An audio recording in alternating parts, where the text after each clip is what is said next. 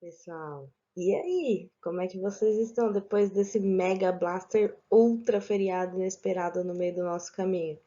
Espero que bem. Espero que tenha dado para pôr as aulas em dia, que tenha dado para descansar, que tenha dado para relaxar, para a gente voltar com gás total agora para o final do nosso semestre. Então, olha só, a gente vai voltar a fazer lição, mas a gente vai voltar de uma maneira calminha. A gente volta com a nossa aula de história. No capítulo 6, a gente vai fazer as atividades finais, que é o que ficou pendente. Então, vamos lá?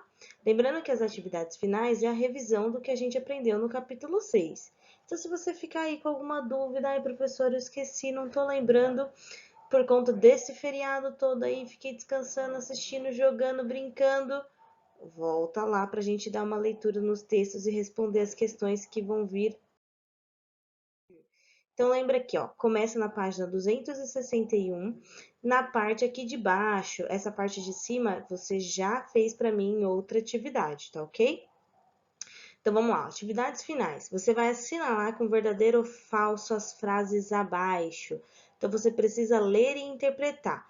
Muitas ruas brasileiras são nomeadas para comemorar datas e fatos históricos. Isso é verdade ou falso? A ação de dar nome às ruas e responsabilidade da Câmara e vereadores do município. Existem ruas nos municípios brasileiros nomeadas apenas com letras e números. Então, bem mamãozinho com açúcar, hein? 262, a primeira atividade da letra A da pergunta 2.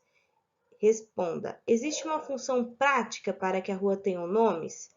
Por que as ruas têm que ter nome? Quando ele fala função prática, por que a rua tem nome? Para que ela tem que ter? O que facilita a vida das pessoas? Se as ruas não tivessem nome, ia ter um problema? Então pensa assim, por que as ruas têm um nome? Ah, as ruas têm um nome porque ajuda a plá, tá bom? Completa e capricha na resposta, e letra maiúscula, hein?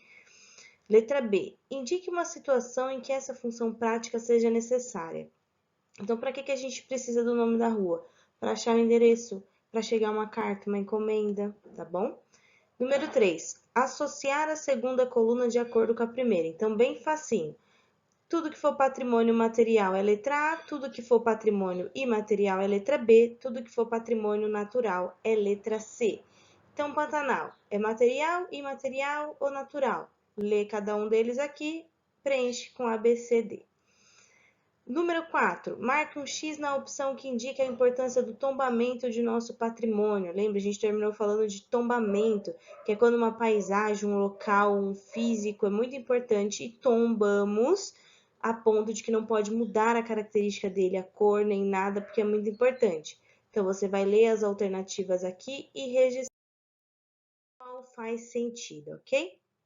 Número 5, vai completar as informações com as palavras que estão aqui. Então, não é para inventar nenhuma palavra da sua cabeça ou procurar no texto, ele já está dando aqui, ó.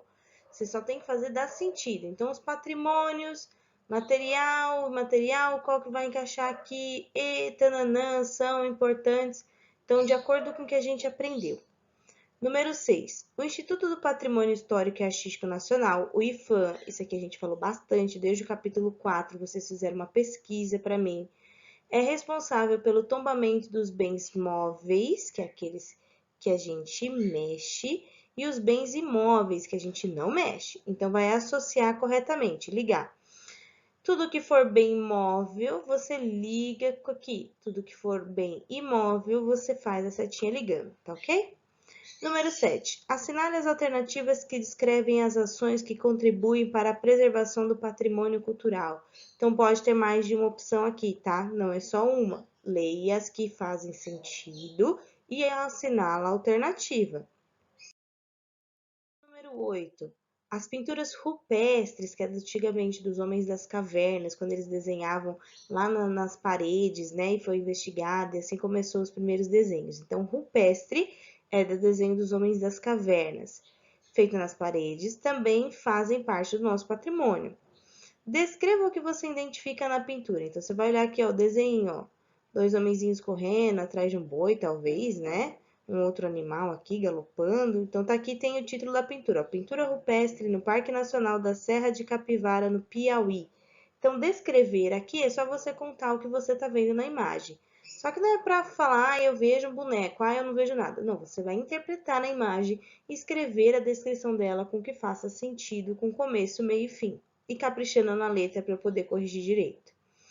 B. Na sua opinião, por que esse tipo de pintura também faz parte do nosso patrimônio? Então, você vai explicar para mim o que você entendeu, por que essa pintura de antiga dos homens lá da caverna fazem parte da nossa história. E aí continua lá, no exercício número 9. Ó. Observe novamente a foto do centro urbano de Ouro Preto, que aparece lá na abertura do capítulo. Perceba que a igreja que aparece ao fundo da fotografia tem estrutura antiga e com o tempo precisará de reformas. Para que ocorra a preservação do patrimônio, o que é importante de ser respeitado nesse tipo de reforma? Então lembra, a gente faz o tombamento e algumas coisas podem ser reformadas, mas o que precisa ser conservado?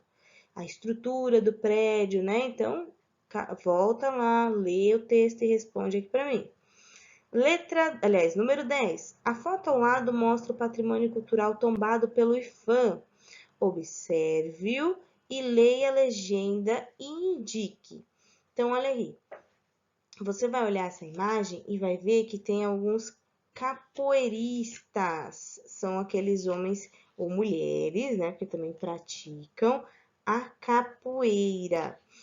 E no fundo tem um patrimônio que é tombado, ou será que não? Porque ele quer saber aqui, qual é o tipo de patrimônio? Então, essa dança, a capoeira que eles estão praticando, é um bem material ou imaterial? Você vai classificar aqui para mim. Aí ele pergunta aqui, por que esse patrimônio pode representar a diversidade cultural brasileira?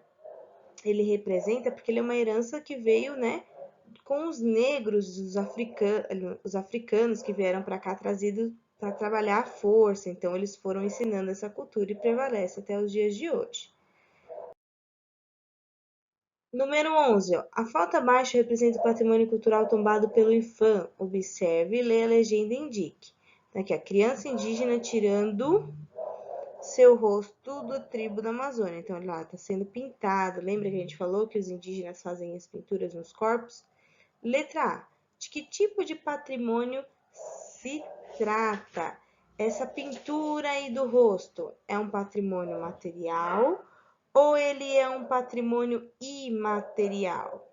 B.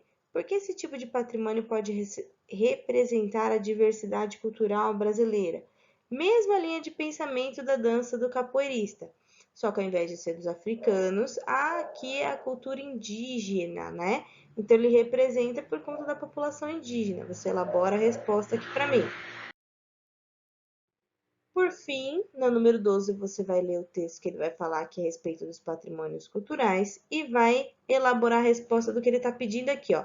Em sua opinião, por que um ato de vandalismo é quando quebra, depedra, picha, detona, praticado nesse monumento prejudica a preservação da memória? Então, por que as pessoas vandalizarem, quebrarem, destruírem patrimônios, igual ele vai explicar aqui no texto, faz mal para a gente? Aí você elabora a sua resposta caprichada para mim, tá ok? E aqui ele vai falar um pouquinho sobre Carlos Drummond de Andrade, que ele foi um dos mais importantes poetas e escritores brasileiros. Além de poesia, sua especialidade, o autor também publicou outros gêneros, como livros infantis. Por sua obra, ganhou diversos prêmios. Então, Carlos Drummond de Andrade, vocês vão estudar bastante, principalmente lá no ensino médio, por conta das obras que ele escreveu. Ele era um escritor famosíssimo e de bastante dificuldade de interpretação de texto. Então, esse aqui tem que começar a estudar desde pequenininho para entender. Relembrando, olha só, eu vou tirar uma dúvida aqui, coloquei as duas páginas, uma ao lado da outra, para esclarecer. Quando a gente chega no relembrando, ele sempre dá uma caixinha, por exemplo, com essa aqui, que são as palavras que você vai utilizar para preencher esses campos. Esses são os tópicos de tudo que a gente aprendeu neste capítulo 6. Então, aqui, patrimônio. A gente aprendeu 3 tipos de patrimônio: material, imaterial e natural. Então, o que você tem que olhar aqui? Esse aqui, ele é material, imaterial ou natural? Ah, professor, esse aqui é material. Então, você escreve aqui para mim, patrimônio material. Risca essa daqui. Ah, e esse aqui é patrimônio imaterial, porque eu não pego, ele passa de geração por geração, ó. A receita de um queijo, a dança do frevo.